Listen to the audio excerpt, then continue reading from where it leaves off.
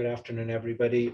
I'd like to thank the organizers and all my friends at GORE for the opportunity to present today.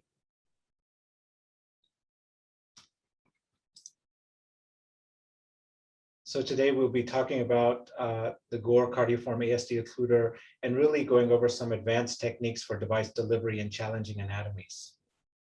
These are my disclosures, and of relevance, of course, is my disclosure regarding my being a consultant and proctor for W.L. Gore and Associates.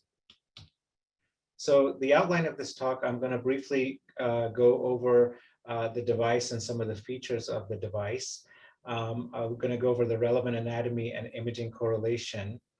And then we'll go over some cases with a step-by-step deployment illustration in each of these cases. And then I'm going to go over some data regarding the use of the Mullen's design introducer sheath. Primarily today, I'm going to focus on a little bit of advanced techniques using the Mullen's design introducer sheath. So just some brief highlights about the GORE Assured clinical study. This was data from the 6-month clinical data from the pivotal trial, and what it showed was 100% closure success rate at 6 months. And this was defined as either complete closure, or if you had a residual defect, it was not of any hemodynamic significance, and this was determined by the Echo Core Lab. There was a high rate of technical success at 96%, and technical success was defined as successful deployment and retention of the GORE Cardioform ASD Occluder at the end of the index procedure.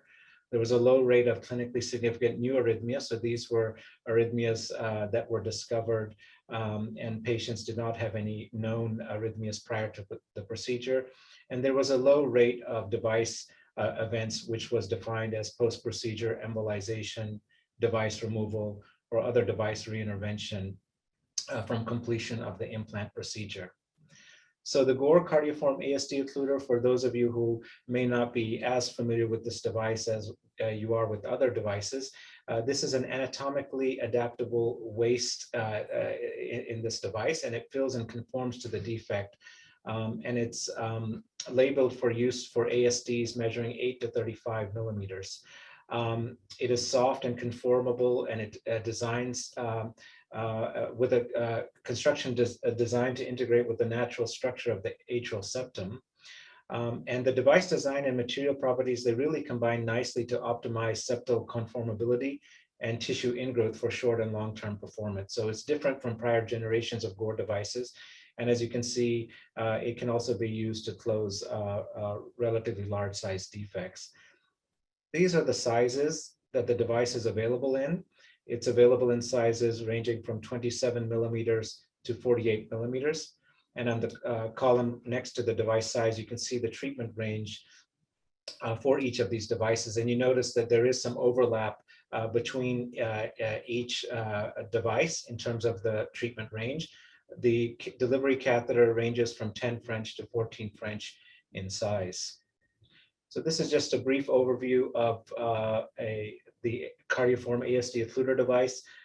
This is the handle. You can see here with the left atrial side of the device being deployed, it forms this cone shape. And there you can see this right atrial side of the device being deployed. This is just an animation of how it would look when it is advanced into the beating heart. And one can go either over a guide wire or through the defect. If there's a single defect that's easy to cross, you can just go in with the delivery catheter. If you go over a wire, you generally need a sheath that is 2 French sizes larger than the recommended sheath. You can see here that the right atrial side is being deployed. And here you'll now see the locking loop coming out, and finally the retrieval cord coming out, and the device is then fully deployed. So this is what it would look like for ASDs with straightforward anatomy. But unfortunately, as many of you know, many of our patients do not have straightforward anatomy, and there's no ASD that looks like another ASD. They come in all shapes and sizes. So just as a brief overview, it's very important to understand the anatomy of the atrial septum. And this is a schematic that was actually made by one of our interventional fellows. And you can see here that the rims are divided into superior inferior rims, a posterior inferior and anterior superior rim, and then a posterior superior and anterior inferior, or one may call AV valve rim. And these can be, these should be looked at every time one is closing an ASD in the cath lab. And it's important to not just look at these at one point in time, but to obtain sweeps throughout these structures so you get a good idea of where deficient rims may be present. So I'm going to start off with a very basic case just to sort of set the stage. So this is a straightforward defect. This is a 4-year-old with a central secundum ASD. The child had Down syndrome and weighed 20 kilograms. The ASD measured 11 millimeters using the stop flow technique. We always use the stop flow technique so as not to stretch the defect. And the child had a significant left to right shunt across the secundum atrial septal defect. This is the baseline TEE. You can see here that there are nice rims all over. There's a little color aliasing, so this is not a large defect by any standard. This is just the balloon sizing showing. We do size all of our defects with a balloon. Here's the left atrial side of the device coming out, and you notice here that it forms this tulip-like configuration or cone-like configuration. So this will take some getting used to if you're using the device for the first time. And there's a hard stop on the on the black handle once the LA side is fully out. You can see here we're pulling the left atrial side back to oppose the atrial septum. And with some gentle tension, you don't want to also pull the device through the defect, but this is a small defect. You can see here with gentle tension, then the right atrial side of the device is then deployed. And then the device is locked. And you can see here shifting in a favorable way where the devices are, the left atrial and right atrial side of the devices, the device aligns to the atrial septum nicely. This is what it looks like by TEE. And again, if you haven't used this device, it'll take some getting used to. But if you have captured rims, one should always lock the device. And more often than not, it will settle out in a very favorable position and good alignment. Whereas I generally like to deploy, if we use biplane fluoroscopy in an iliocranial projection on the AP camera and straight lateral. At the end of the procedure, we perform an ariocaudal view, and you can see here an iliocranial view that really shows that nice separation that you want to see between the left atrial disc and right atrial disc, sort of this butterfly configuration. But definitely, if you are deploying these devices, it is good to deploy the device and analyze the device in an iliocranial projection. This is just what it looks like after locking of the device. So what about if you have a deficient aortic rim, which, as you know, 3/4 of our patients have deficient aortic rims. So this is a 4-year-old who had a moderate sized secundum ASD, right heart enlargement, weighed 21 kilograms, had a moderate sized secundum ASD by stop flow diameter as well, and a significant left to right shunt, as you can see there. This is the transthoracic echocardiogram at baseline. You can see here that on this short axis view that the right atrium is large. You can see the ASD there. In this short axis view, you can see the enlargement of the right ventricle. And here in the subcostal views, you see that the rims are generally good from this view, but I'll show you here how the retroaortic valve rim is deficient. It's not bald, but certainly is deficient. And the defect is a good size defect at 17 to 18 millimeters. What I did want to point out here is you can see here that we are measuring or trying to get an estimate of the atrial septal length. And what I have learned and what I teach also is, yes, the TE is good for giving you an idea of the atrial septal length, but I always try to get an idea of that on transthoracic echocardiography, because frequently if you look at the atrial septal length in different planes on the transthoracic echo, it will be larger than that on the TEE, and that's helpful, particularly if you want to use larger size devices in patients. Here is just, I'm going to skip over this. This is just the stop flow sizing. Again, you want to make sure that there's no flow by TEE. And this is deployment of the device. In this case, we used a 32 millimeter GORE ASD Cardioform Occluder device. You can see here the left atrial side of the device is coming out. And here is that tulip-like configuration or cone-like configuration of the left atrial side. There's that hard stop that you feel, a tactile feel on the black handle of the device. And this is what it looks like for those of you who have not seen many of these devices by TE. You can see what it looks like by TE. Again, this is starting out in the left atrium. This is in the mid-left atrium, and this is the waist of that device. This is where you reach that hard stop on the handle, and you feel that tactile stop, and you also see what this cone shape looks like in the left atrium. And you can see here we're pulling it back so it actually straddles the atrial septal defect.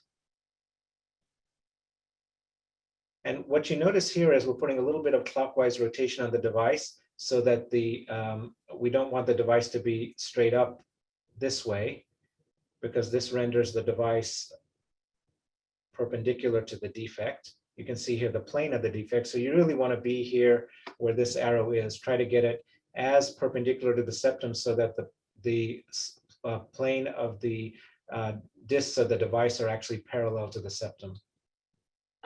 So this is a cartoon schematic. This was made by our friends and colleagues at GORE. So this is a straightforward defect. You can see here the left atrial side of the device coming out, and there's nice apposition of the left atrial side of the device against the atrial septum on the left atrial side, and then the right atrial side has been released.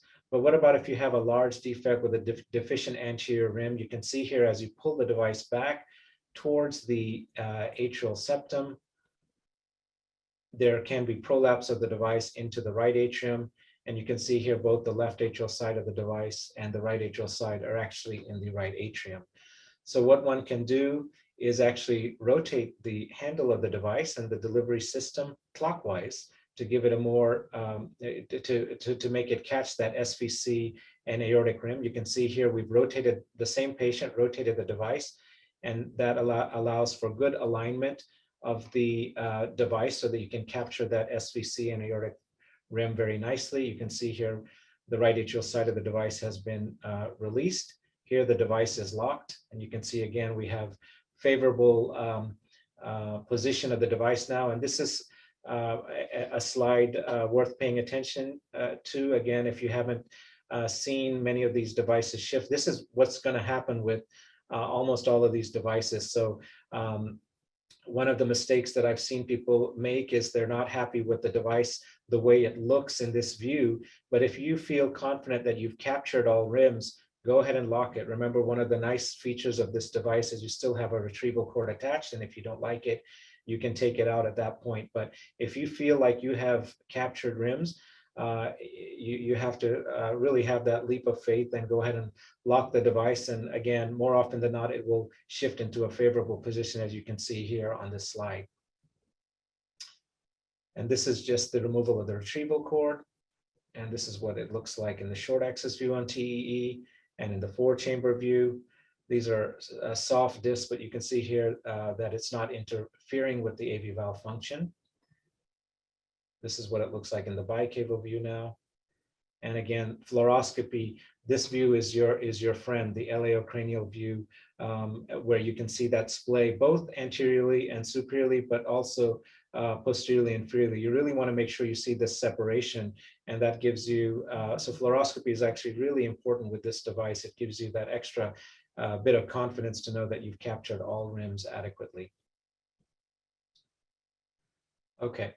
Well, we'll move on to a little bit of a discussion about what are some of the advanced techniques that we can use, particularly using the Mullen sheath.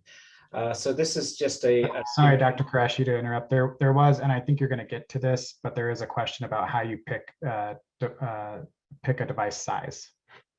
Yes, that's a good question. In general, as you saw in the chart that I showed in one of the first slides, there is a treatment range. If you are on the cusp of a treatment range between two devices and there is deficient rims, then generally it's what we do is we go one size up. Again, you're still within that treatment range. So as long as you're within that treatment range, and you have to pick between two devices, if you have good rims, then I would pick the smaller one if it's a relatively straightforward defect. If there's any question about rim deficiency or difficulty in getting the device to align or perceived difficulty during the case, then we would go one up within that treatment size range. It's generally not recommended to grossly oversize. The data from the continued access trial showed that devices that were oversized, so oversized again means that they are outside of that treatment range, they can be more prone to, or at least there was an association with arrhythmias with those devices. So if you are within the treatment range and you have deficient rims, go ahead and go a device size up. But if the rims are good, I would stay within the smallest device that you can implant safely. So we'll talk a little bit about some other techniques that, other than just rotating the handle, that we can use for defects with challenging anatomy. So this is a schematic that just goes over the angle between the IVC center plane and defect plane, if you will. So this angle, or what we call alpha, is quite small. And what we really want is a large alpha. If you can imagine, if the alpha or this angle was larger here, then your device would actually come out this way. So that the trajectory of the device coming out is perpendicular to the atrial septum, and the discs of the device would be parallel to the atrial septum. So in general, what we would like is for this alpha, or this angle, to be as large as possible. So again, I'm just going to show this here. This is a straightforward defect. I'll run through these. There is going to be some repetition in this talk because I think it is important to understand some of the nuances of this device and trying to align the device properly. So this is a straightforward defect with good rims. When you have good rims all over, even if you're not perfectly aligned, the device generally will be able to, you'll generally be able to capture all rims as you deploy the left atrial and right atrial side of the device. But again, if you have a deficient aortic valve rim, or anterior superior rim, as you can see here, as you are pulling back, you can engage the aortic rim here, the anterior superior rim here. But remember, the trajectory that when you pull back is downwards this way, which is more parallel to the septum instead of being this way perpendicular. And what that does is it facilitates in an unintended way that we don't like, for the left atrial side of the device to prolapse in the right atrium. And then, of course, if you try to deploy both, you'll have prolapse of the right side and the left side into the right atrium. So one of the techniques that we and others have been using is using the Mullen's design introducer sheath. So again, this schematic shows a deficient anterior superior rim here. And the Mullen sheath just gives you a little bit of extra curve. And whereas it's not going to be exactly 90 degrees to the septum, you can see here that it gives you just a little bit more curve. And I'll show you in some cases where the trajectory of deployment will be closer to 90 degrees than if you were using just the GORE delivery catheter. And the left atrial side and right atrial side of the device will then be deployed parallel to the defect. And you can see here that extra curve has allowed for the anterior superior rim to be caught adequately, both on the left atrial side and the right atrial side. There's another technique that we and others have been using. Despite that, particularly in large defects, despite using the Mullen sheath, you may actually not be able to capture all your rims. And so what one can do in that instance, if you have a very large defect, is you can actually pull the device back, the Mullen sheath back to the IVC, and this serves as a fixed point. And with anterior rotation of the Mullen sheath, this now orients the GORE delivery catheter to be more lateral in the right atrium. So instead of being oriented this way, where you have a shallow angle with the plane of the defect, the GORE delivery catheter can now be further away in the right atrium from the atrial septum. And now one can rotate the GORE delivery catheter here, and you can see here that the device is now coming more at a 90 degrees or perpendicular as possible, rather than coming at this angle. So then you can deploy the left atrial side and the right atrial side of the device. So this acts in essence like a sort of an S-shaped curve that will give you more room and more angle to come at the defect from the right atrium. So the objective when we're using this Mullen's design introducer sheath is to achieve better device placement outcomes with challenging defects. Challenging defects are generally defects that are more than 18 millimeters in diameter, and of course with deficient rims. And the goal is to create a better angle of tension with the occluder disc against the atrial septum. The curvature of this the long introducer sheath allows for additional manipulation of the GORE Cardioform ASD Occluder within the atrial space, as I showed you in the previous cartoons. And then regarding device positioning, the introducer sheath curvature can be used to create space in the right atrium for the GORE Cardioform ASD Occluder to achieve appropriate septal apposition.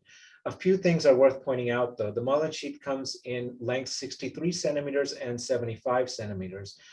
We generally recommend using the 63 centimeter length sheath. And the reason for that is you can actually pull that back into the IVC, and that still allows you space where you can manipulate the GORE delivery catheter. If you're using the longer sheath, then you might be able to achieve some orientation using the Mullen sheath itself, but you won't be able to manipulate a whole lot using the GORE delivery catheter. So 63 centimeter is what we recommend, because you can pull that back to the IVC to achieve that excuse me, S-shaped curve. Advancement, retraction, and rotation of the sheath and device handle, they can be performed separately or together. So sometimes we just use the Mullen sheath, rotate the Mullen sheath, and sometimes we actually will have to manipulate the GORE delivery catheter as well. And of course, it goes without saying that the GORE Cardioform ASD Occluder should be fully introduced through the sheath prior to formation of the discs. So this is just a similar schematic and series of schematics, I should say, but in the insert, you see what the handle and what the Mullen sheath is oriented like. So you cross the defect with the delivery system and the Mullen's introducer sheath. You deploy the left atrial disc just per the IFU. You pull the device sheath inferiorly. You can see here the device and the sheath are now pulled back inferiorly. Here's the tip of the Mullen sheath until you get contact to that aortic rim. And again, it's a tactile feel. You don't want to pull too much, just enough that you still have apposition against that aortic rim, but you don't prolapse through the defect. Then you hold the position of the device handle and rotate the Mullen sheath 180 degrees. So this is a clockwise rotation here on the Mullen sheath. And you can see here that instead of the Mullen sheath being oriented medially, it is now oriented further lateral. And this allows more space in the right atrium for you to use the GORE delivery catheter.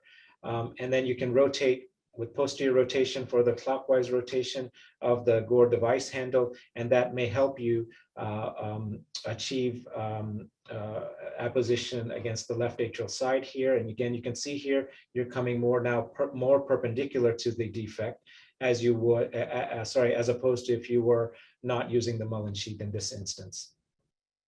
And once you have achieved better alignment, you can apply a little tension. I think this is, again, a tactile feel, and with experience, it will come to operators to know how much tension one should apply. It's just really a little bit of tension because you don't want the device to prolapse, particularly in large defects. And then you deploy the right atrial disc while maintaining left disc apposition. And then the rest is just locking of the device and taking the retrieval cord out. I'll go over this animation again. This is a little bit repetitive, but it will show you the steps in a different format. We'll just let this play here. So again, this is the GORE Cardioform ASD Occluder device, and it's being used in a large defect with deficient rims. You see here the aortic rim is 2 millimeters, large defect in this instance.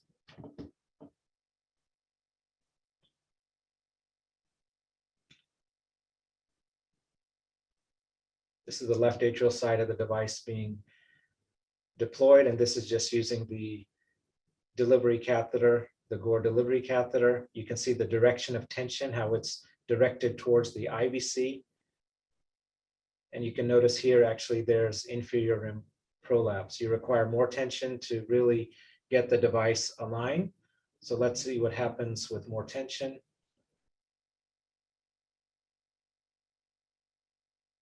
You can see here now the device has slipped on the aortic rim. So what we need in this instance is the trajectory of deployment to be as perpendicular as possible. So now you'll see the Mullen sheath, Mullen's introducer sheath being advanced. You can see that curve on the sheath there. Here is the left atrial side of the GORE CARDIOFORM ASD Occluder device being deployed. You can see that funnel or cone or tulip shaped device. We've retracted the Mullen sheath. It's rotated clockwise 180 degrees. And you can see here how now you can actually manipulate the catheter a little bit. This may be a little bit exaggerated in this animation, but it gives you the sense how the direction of tension is now more perpendicular to the defect. And now one can deploy the right atrial side of the device, and that gives you good apposition on both sides of the atrial septum. Then the device is locked, and of course the retrieval cord is removed once you are happy with that.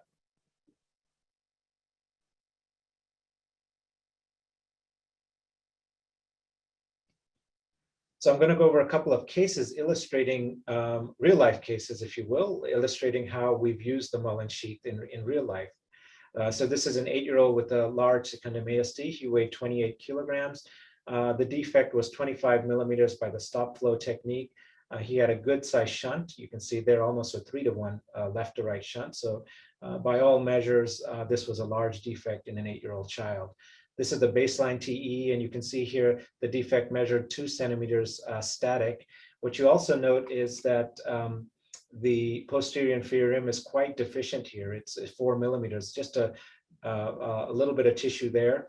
What I've also found, and I think it's important to emphasize, if you see deficient rim in one plane, always make that sweep, because the rims are not going to be the same size in all dimensions. And if you sweep through, you may see this crescent-like shape of that rim. So it's important to sweep through these areas by TEE when you are evaluating the anatomy. Here you can see here again what it looks like by TEE. This is the stop flow diameter. Now we have advanced the Mullen sheath here. You can see here just the Mullen sheath alone has this gentle C-shaped curve on it. It's not a lot, but it's enough. It's certainly more than the GORE delivery catheter has. So if you were using just the delivery catheter alone, the angle would be more like this, where my cursor is, but it gives you a little bit more exaggerated curve so that your angle of deployment is perpendicular to the septum. You can see here that we have clockwise rotation on the sheath. Again, you don't want to be sort of at 12 o'clock. You want to be a little bit more posterior and aligned towards that atrial septum, and that's what this Mullen sheath is doing. You can see here we've deployed the left atrial side of the device.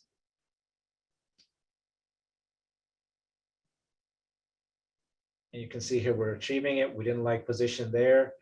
We've now retrieved the device here, or the right atrial side of the device.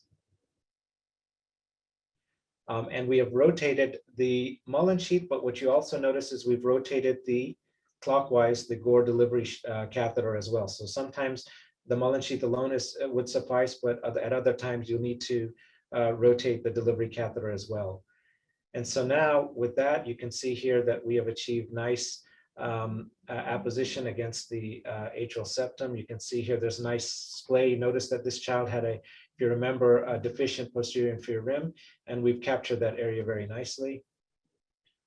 You can see here, this is the TE appearance. This is On the left hand of the screen, you can see the short axis view and the bicaval view on the right hand of the screen, just a trivial shunt through the disc, but nothing of significance.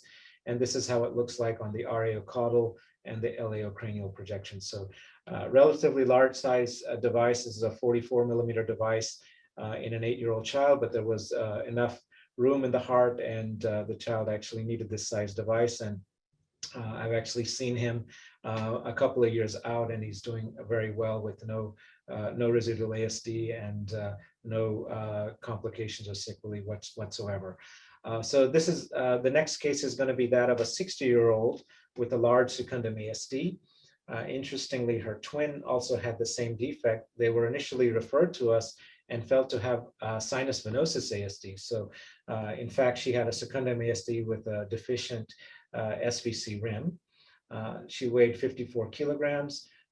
The defect was large. It measured 25 to 30 millimeters using the stop flow diameter technique. And this lady had a large shunt as well, a 3-to-1 shunt. You can see here the resting diameter was 25 millimeters, so it's a good size defect. In addition, the rims of this defect were quite floppy, as I'll show you in some other planes. You can see here, it's like an ellipse, so it's 25 in one view, and the other view, it's actually not as big, but you can see here how floppy the septum is. You also notice the deficiency in the SVC rim there. Whenever we can, we do use 3D TE. We have found it helpful. In some cases, it's obviously important to understand the anatomy by a 2D, and you can see here the deficient SVC rim in this case. So this was quite a challenging defect for us to close. This is just showing that there really wasn't much indentation on the balloon there.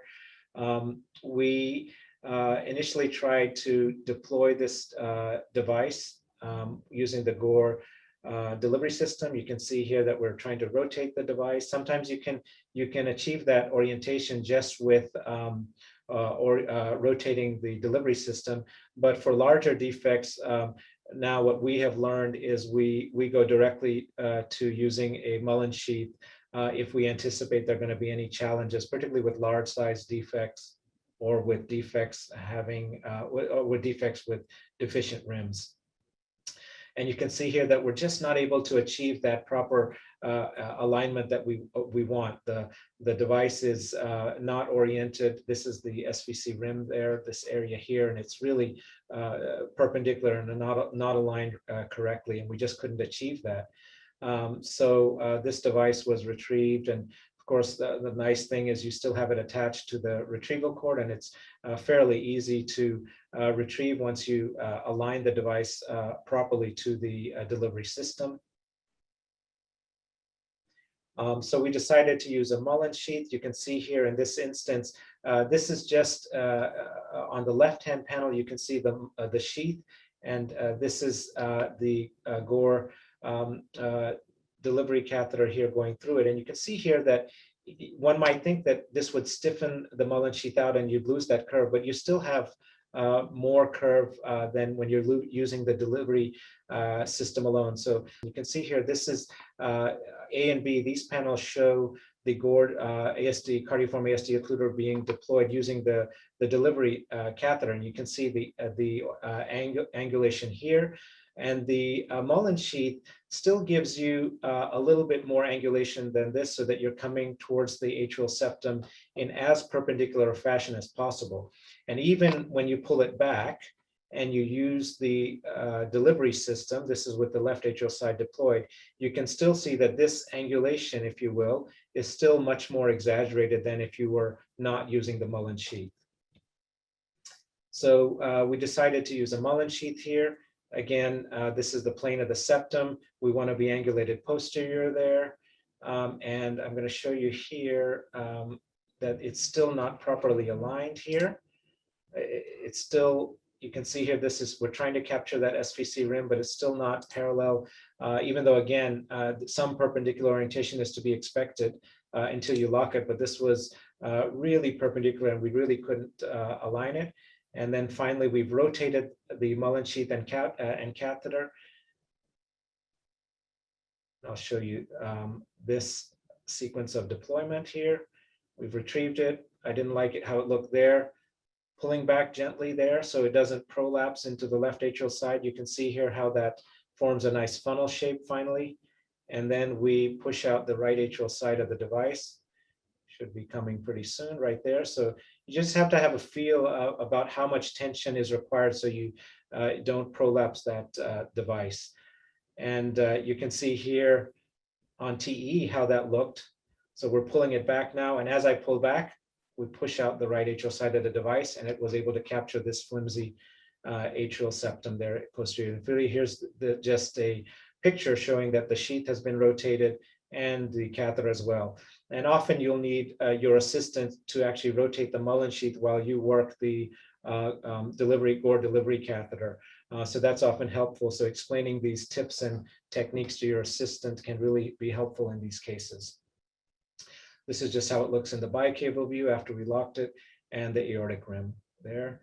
And this is the post-TE deployment using 3D TE, which can be helpful in defects where there's challenging anatomy. It also gives you an idea of how these defects are not all circular. So whereas the vast majority of these cases can be and should be done by operators using 2D TE, 3D TE can come in handy in some instances. So finally, I'll just share this. This is a flyer that goes over utilizing the Mullen's design introducer sheath. This is available from GORE. I think this is something that all of you should have, and you can have it as a handy reference and teaching tool, but also can use it as a wall chart in your cath labs to help you go over some of these steps. So in summary, the use of a Mullen's design introducer sheath can facilitate closure of large secundum ASDs with challenging anatomy, particularly those with deficient rims. It is very important to understand the anatomy of the atrial septum and also any device sheath interaction that we have gone over. Finally, I'd like to thank all of our friends and colleagues at GORE who have worked tirelessly to get these devices approved for us and develop them for our patients. And of course, I'd like to thank everybody here at the Texas Children's Hospital Heart Center. Thank you for your attention. Thank you very much, Dr. Qureshi. Great presentation. Really appreciate it. First question, Dr. Qureshi, is how do you decide the size of the Mullen sheath that you use? That's an excellent question. Thank you for, I should have mentioned that. So thank you for bringing that up. So we use the same size that is required for introducing the GORE delivery system. So if it requires a 10 French sheath, you can use a 10. Of course, that will be for smaller size defects, but the 12 or 14 for the larger size defects. So whatever size is required for the GORE delivery catheter, we use the same sheath. It's just a longer sheath. I will add to that question though, if you are anticipating that it would be very challenging and you may have to use more than one device, or you may have to retrieve a device, what we have done on occasion is use a larger sheath, shorter sheath, and through that use the Mullen sheath. So that just gives you an extra safety mechanism, if you will, and ease to pull out the device if it won't come out the Mullen sheath. That is rare though, but in general, you should use the same you should be able to use the same size sheath required. Great, thank you. Another question here is, if you didn't have a TTE 4-chamber, would you use TEE 4-chamber or Transgastric view TEE? For measuring the atrial septal length, I like the transthoracic 4-chamber view, because I think that's the view that gives you the maximal atrial septal length. Frequently, the TEE will give you, will underestimate the size of the atrial septum. Then, has alpha angle been previously studied for missing rims? Good question. Not to my knowledge. I'm not aware of that having been studied before, but it's certainly a concept that makes sense.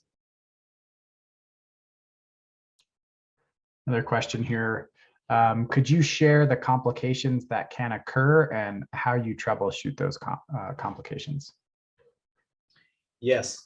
So and I would encourage you also to, if you get time, go to the link of the first webinar, first part of this series, because we did go over some troubleshooting in that webinar.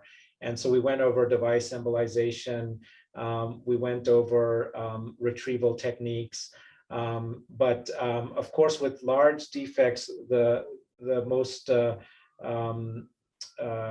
feared complication is device embolization. You know, if you have a large defect, deficient rims, even if you get them to get the device to align appropriately, it is conceivable that the device may embolize, and certainly that has happened to us, and that can happen to anybody.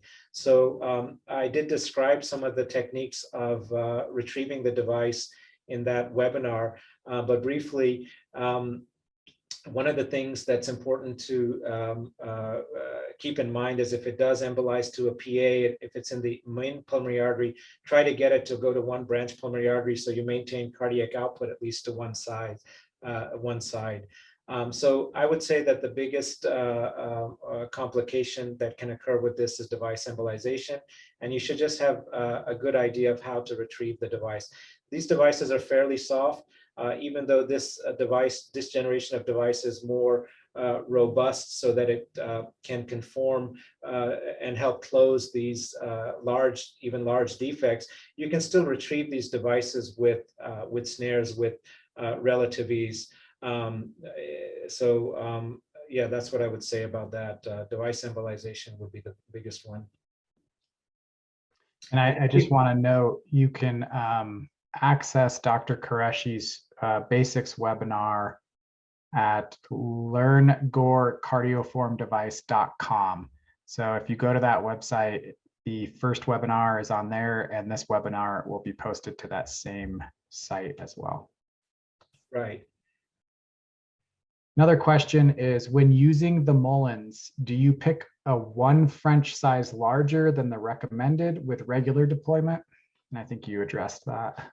Yes, it's a good question. And the only thing I will just emphasize, and it also ties into the previous question, is if you are really concerned that the device, there is a high chance of embolization, again, in the trials, there was a low rate, but, you know, as the device is approved, and being an interventional cardiologist, we want to really try to close whatever we can within reason. If you are anticipating difficulties, you can actually use a larger, shorter sheath, and through that advance the Mullen sheath. So that just is a safety net, where you can pull the device back to the IVC and grab it out easier through a larger sheath. So I've done that on occasion. You don't have to do it, but that's something you can do. Great. And last question we have here, unless folks have additional questions, is, have you ever referred to surgery or abandoned the case due to septal length? Absolutely. Good question. Thank you for bringing that up. This device does not close every single ASD. You know, there are limitations with any ASD device on the market. And there are limitations despite the fact that this generation of device has really, you know, furthered our reach to close defects that are large and with challenging anatomy that we would otherwise have sent to surgery.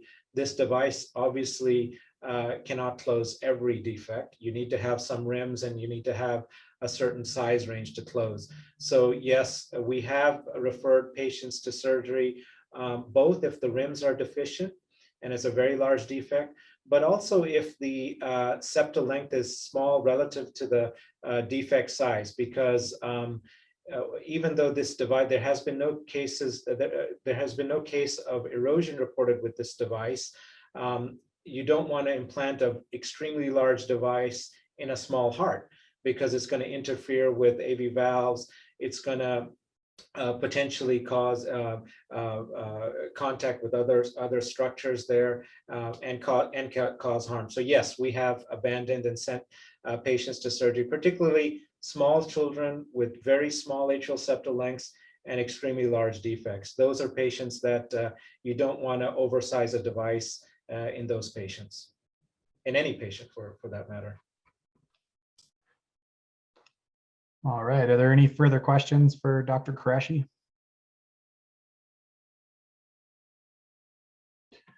All right, I think that was the last one, Dr. Qureshi, and I just wanted to say thank you again for your time and your sharing this evening. I thought it was a great presentation and really appreciate it.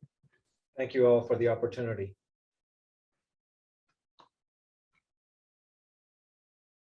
Thanks, everybody. Have a great evening.